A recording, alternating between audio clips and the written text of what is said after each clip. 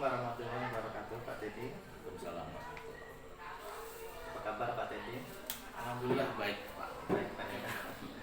Alhamdulillah baik ya Bapak nih.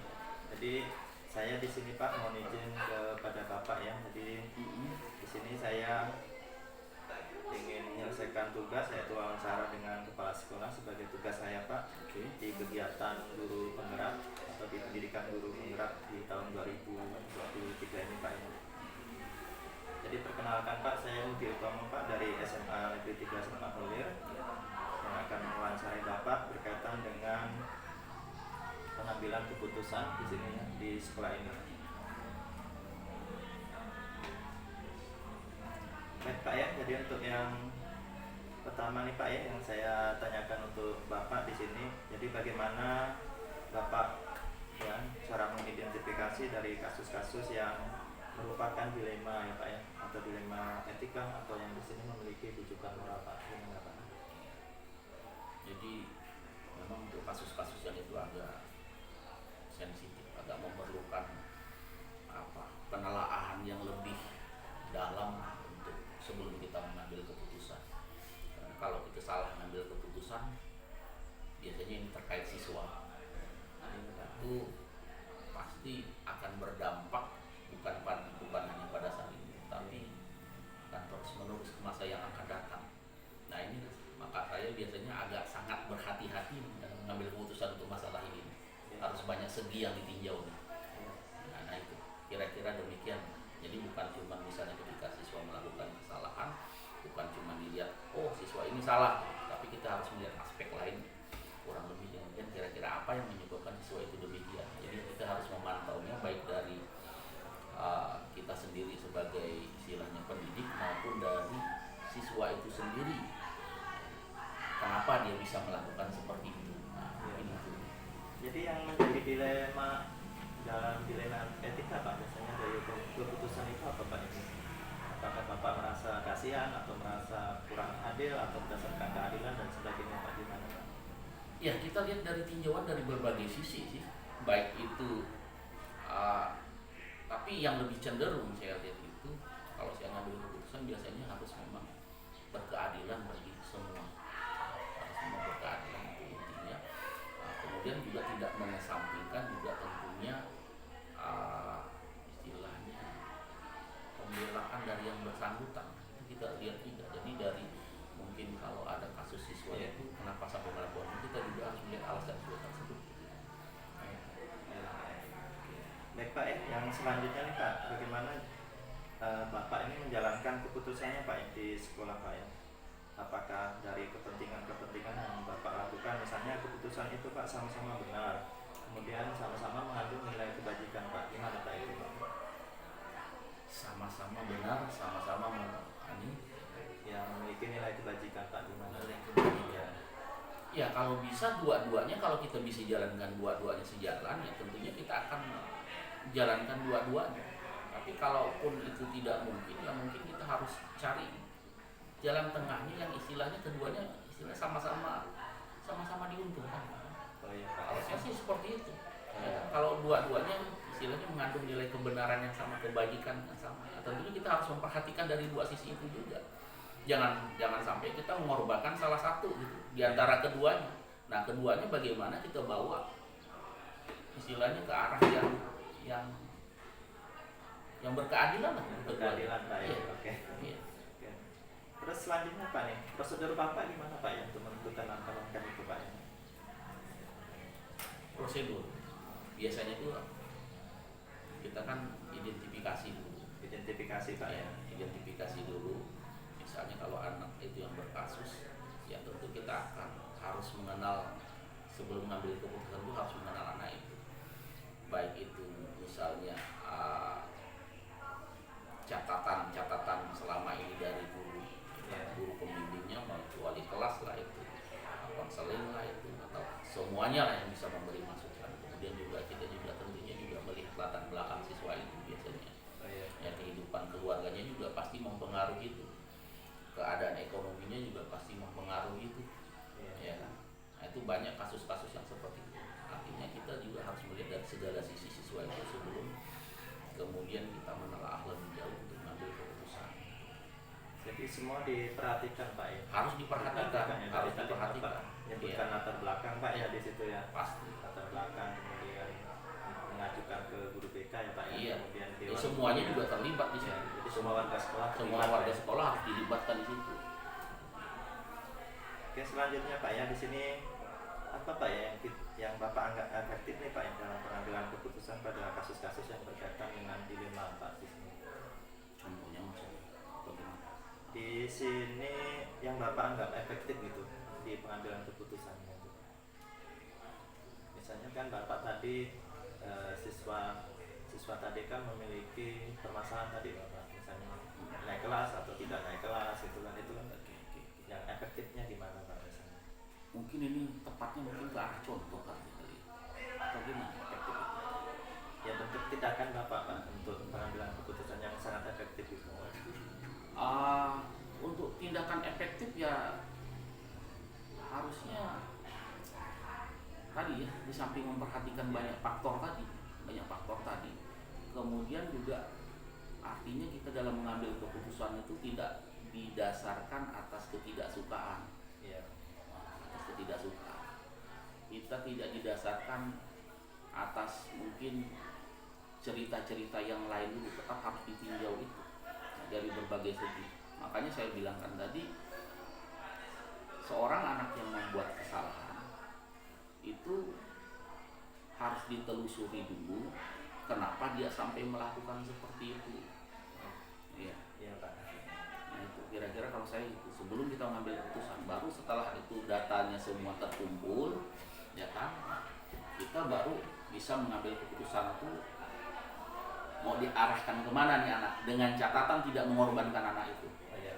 Dengan catatan tidak mengorbankan anak. Artinya masa depan dia itu, saya menjaga masa depan dia itu tetap terjaga gitu. Iya. Masalah kesalahan dia pasti bisa diperbaiki. Setiap orang pasti melakukan kesalahan. Iya. Dan itu bisa diperbaiki ke depan. Nah kita upayakan untuk itu. Kalau masih bisa diperbaiki, tidak menyangkut misalnya tindakan-tindakan kriminal segala macam, ya kan? Atau pengaruh obat-obatan yang di luar mungkin kita kurang ahlinya, itu mungkin saya pikir masih bisa diperbaiki. Tapi kalau melibatkan ya itu ya kita harus melibatkan pihak lain gitu. Oh ya. Baik Pak, selanjutnya di sini yang menjadi pengalaman Bapak Pak berkaitan dengan tantangan dalam pengambilan keputusan gimana Pak? Mungkin Bapak bisa Tantangan ya, dalam pengambilan keputusan yang menjadi tantangan menurut Bapak. itu kan pasti ada pro kontra. Iya. Ya kan, ketika kita mengambil keputusan, kita tidak mengambil keputusan sendiri, tetap melibatkan banyak pihak. Nah kita bagaimana mengupayakan pihak-pihak itu satu visi dulu, satu ini dulu dengan kita, satu arah dulu dengan kita. Ya, kita kasih pengertian, tapi juga tidak menuntut mereka untuk mengeluarkan pendapat. Di situ kita berargumen lah di situ, Ya, bermusyawarah di situ, sehingga semua pihak juga merasa diperhatikan juga, Iya. tidak dikesampingkan. Oh ini kenapa pendapat saya tidak dikesampingkan? Nah, itu juga salah juga. Iya. Ya kan, salah juga. Artinya dalam forum itu kita mencari jalan terbaik. Silahkan semua pihak mengungkapkan apa pendapatnya terkait kasus-kasus anak itu atau seperti apa, ya kan. Nah itu kita cari jalan tengahnya yang terbaik seperti apa. Biasanya sih itu berhasil kalau kita lakukan musyawarah dengan baik. Karena saya yakin juga semua punya inilah, punya andil Pak ya. Iya, punya istilahnya. Ada juga nuraninya, sisi baiknya lah mereka itu. Jadi mereka ngambil keputusan dengan hati, pasti saya yakin juga ada ini juga. Di sini apakah Bapak dalam untuk menentukan pengambilan keputusan Pak yang memiliki sebuah tata kelola Pak di sini, misalnya seperti jadwal atau tempat dalam menyelesaikannya, mungkin ada juknis atau prosedur yang mungkin Bapak bisa lakukan atau Bapak bisa jalankan Pak, gimana Pak?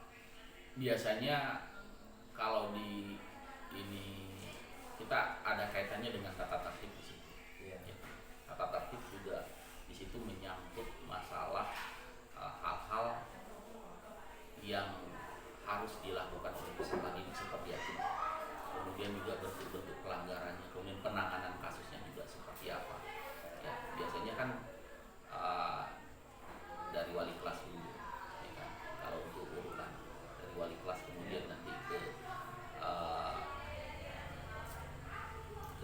misalnya ke siswa BK. Nanti kalau memang itu memang kasusnya lebih berat dan perlu dimusyawarahkan, ya biasanya juga ada tuh laporan seperti ini. Ada laporan baik dari BK ke siswa atau mungkin jadi dari gurunya langsung. Nah, setelah itu biasanya sih tidak langsung ini. Kalau misalnya kasus-kasus yang berat, kita sebelum ngambil keputusan tetap kita lakukan juga dengan orang tua juga. Oh iya Pak.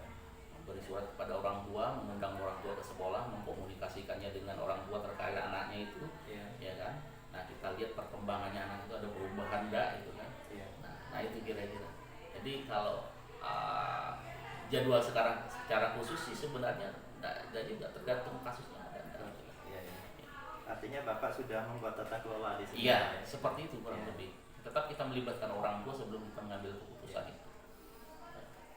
Baik Pak, di sini mungkin dari Bapak ya dalam pengambilan keputusan ini, adakah faktor-faktor ya yang mendukung Bapak nih dalam untuk pengambilan keputusan agar keputusan itu bersifat baik Pak ya, jadi baik untuk warga sekolah, tapi yang berkaitan dilematikanya Pak gimana?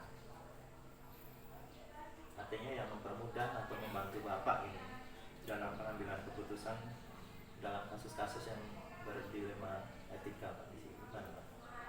Kalau dilema etika istilahnya artinya kan terkait dengan siswa yang lain. Ada siswa yang kira-kira membuat suatu kasus misalnya, tapi itu berdampak juga dengan yang lain. Nah ini mungkin juga harus hati-hati. Jangan sampai istilahnya dampak itu juga meluas kepada yang lain, ya kan? Tapi juga tidak serta-merta juga yang tadi kalau bisa kita lakukan pembinaan, kita lakukan pembinaan untuk yang anak yang tadi. Tapi jangan sampai itu menyebar ke yang lain. Untuk kasus-kasus, jangan sampai itu dijadikan contoh oleh yang lain. Nah itu juga di situ kita juga harus bertindak istilahnya tegas juga di situ. Jangan sampai gara-gara satu kemudian yang lain juga jadi korban, ada seperti itu. Nah untuk hal-hal itu ya tetap sama sih, pembinaannya tetap sama. Kita kasih beberapa istilahnya penanganan, bukan cuma 1 kali 2 kali dalam baru kita ngambil keputusan. Itu panjang sekali itu. Ya, ada tahap-tahapnya. Ya kan? Kita beri peringatan dulu, ya kan. Ya, kemudian pertemuan berikutnya masih tidak mempan juga, masih kita lakukan pembinaan dulu. Tapi kalau pada akhirnya berkali-kali dengan pembinaan yang kita lakukan itu tidak membawa pengaruh istilahnya baik ya, kepada anak tersebut, atau juga justru menambah dampak buruk pada sekolah, nah baru di situ kami mau tidak mau harus melakukan tindakan yang keras, mungkin sampai dikembalikan kepada orang tua. Di sini adakah seseorang yang membantu Bapak Pak dalam pengambilan keputusan Pak? Rata-rata sih saya pikir semuanya tadi ya, guru-guru yang di lingkungan ini harus tetap saya libatkan. Berarti mendukung Bapak ya? Iya, harusnya mendukung ya, karena tadi ya kan, keputusan itu bukan keputusan saya semata sebenarnya, jadi keputusan forum, sehingga apapun yang dihasilkan oleh keputusan forum itu pasti dapat dukungan. Pasti dapat dukungan karena semuanya sama gitu. Jadi semua warga sekolah Pak ya? Pasti. Ya. Baik Pak. Jadi yang terakhir dari saya nih Pak ya, jadi bagaimana Pak untuk kesan dan kesan Bapak untuk pembelajaran yang Bapak petik dari hari ini Pak, hasil diskusi kami ini Pak? Sangat baik sih. Ini jadi bahan baik pengingat diri saya sendiri, mungkin Pak. Jadi pembelajaran nanti. Mungkin Pak Mugi nanti ke depan, saya yakin nanti Pak Mugi juga nanti akan jadi seorang pimpinan lah mungkin dia juga. Ya tetap harus melibatkan semua orang. Kalau saya melihat itu, ya, kalau mau ngambil keputusan yang bagus tetap libatkan semua orang, sehingga keputusan yang dihasilkan itu didukung oleh semua orang. Itu jalan. Tapi kalau kita sendiri, istilahnya tanpa melibatkan orang lain, jangan harap dapat dukungan dari orang lain apapun. Jadi perlu kolaborasi Pak ya? Perlu, sangat perlu. Kepala sekolah tanpa ada ini orang-orang di sekelilingnya nggak bakalan ini. Sekolah itu yang hebat itu bukan kepala sekolahnya, tapi gimana guru-gurunya bisa berkolaborasi dengan baik dengan seperti itu. Gitu aja.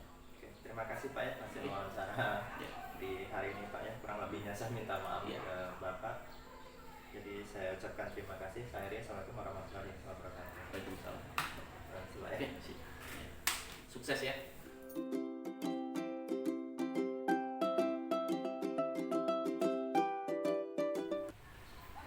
Assalamualaikum warahmatullahi wabarakatuh. Waalaikumsalam warahmatullahi wabarakatuh. Selamat pagi Bu ya. Iya Pak, pagi juga. Apa kabar Ibu? Alhamdulillah baik. Baik ya Bu ya, mudah-mudahan sehat selalu Bu ya. Alhamdulillah ya Pak. Baik Bu ya, jadi hari ini Bu saya ada pengajuan tugas untuk wawancara ya, di pendidikan guru penggerak saya ini Bu ya. Iya. Jadi tugasnya di sini adalah wawancara dengan Ibu Kepala Sekolah. Baik Bu kan, mungkin ada beberapa yang bisa saya tanyakan ya Bu, atau Iya. penggalian kebijakan sebagai ibu pimpinan di sekolah ini terkait dengan kasus-kasus yang Ibu tangani ya. Baik Bu, misalnya ini ada